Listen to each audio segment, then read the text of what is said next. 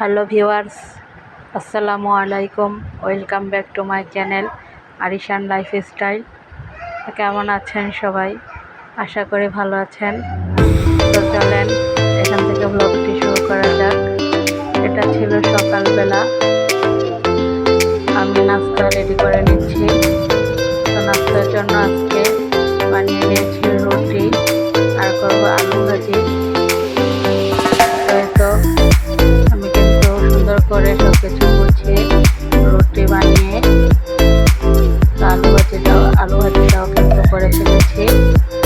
তখন মেয়ের জন্য একটি রুটি সেঁকে নিচ্ছি। তো মেয়েকে নাস্তাটা দিয়ে দিচ্ছি।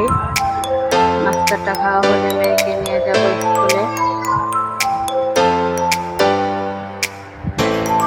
তো মেয়েকে স্কুলে দিয়ে এসে ছেলেকে ঘুম থেকে উঠিয়ে ফ্রেশ করে পড়তে বসিয়ে দিয়েছি। এরপর ছেলেকে খাইয়ে দাইয়ে এখন রেডি করে ফেলেছি স্কুলে যাওয়ার জন্য। তো ছেলেকে নিয়ে এখন স্কুলে চলে যাবো আর মেয়েকে নিয়ে আসবো। আর স্কুল থেকে আসার পর আমি আবার একটু টেইলার্সে যাবো।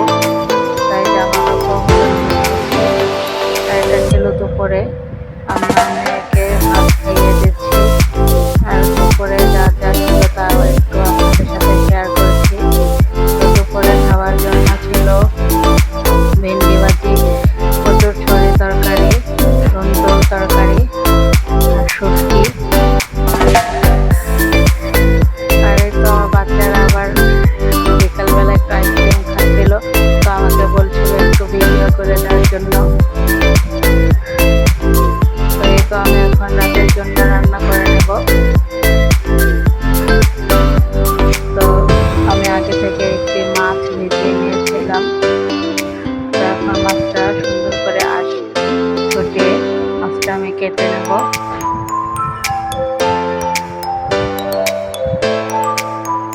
তো এই তো আমার মাছের আঁশ ছাড়ানো হয়ে গেছে। এখন মাছটা সুন্দর করে কেটে আমি তরকারিও কেটে রেডি করে নেব।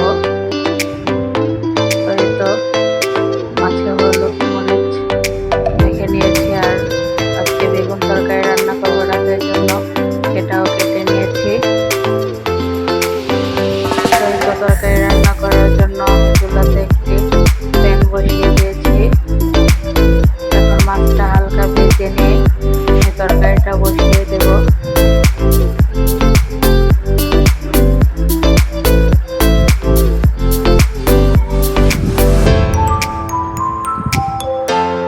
তো এই তো আমার মাছগুলো ভেজে নেওয়া শেষ। এখন তরকারিটা কড়াইতে দিয়ে দিব। তো এখন আমি বেগুনগুলো হালকা ভেজে নেব। আমি কিন্তু একেবারে বাগার দিয়ে তরকারি বসাই না। তরকারিগুলো আগে ভেজে তারপর মশলা অ্যাড করি। তো এই তো বেগুনগুলো আমার ভেজে নেওয়া শেষ। এখন এক এক করে মশলা অ্যাড করে দেব। আমি কিন্তু বাড়তি কোনো মশলা অ্যাড করবো না, শুধু হলুদের গুঁড়া, মরিচের গুঁড়া আর লবণ অ্যাড করে দেব। এতে কিন্তু আমি ধনিয়া গুঁড়াও অ্যাড করেছিলাম, ওটা স্কিপ হয়ে গেছে। এই তো মশলা অ্যাড করা শেষ। এখন আমি তরকারিগুলো আর একটু ভেজে নেব।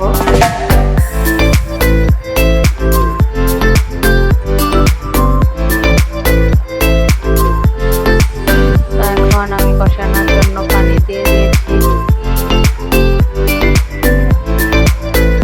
এই পর্যায়ে কিন্তু আমি মাছগুলো অ্যাড করে দিয়েছি, তাহলে স্মেলটা ভালো আসে। এই তো তরকারিতে বাবলস চলে এসেছে।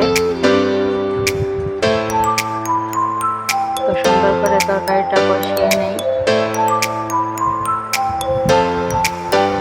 তো তরকারিটা কিন্তু আমি সুন্দর করে কষিয়ে নিয়েছি। এখন ঝোলের পানি অ্যাড করে দিচ্ছি।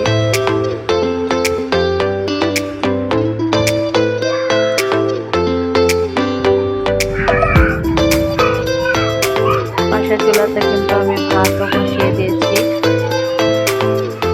আজকে রাতের জন্য আমি কিন্তু একটা তরকারি রান্না করব। আর গতকালকের মুরগি মাংস আছে, সেটা গরম করে নেব।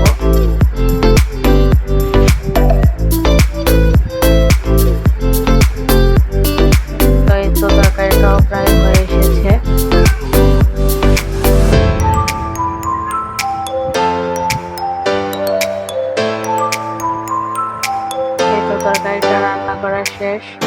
এখন আমি দুধটা গরম করতে বসিয়ে দেব।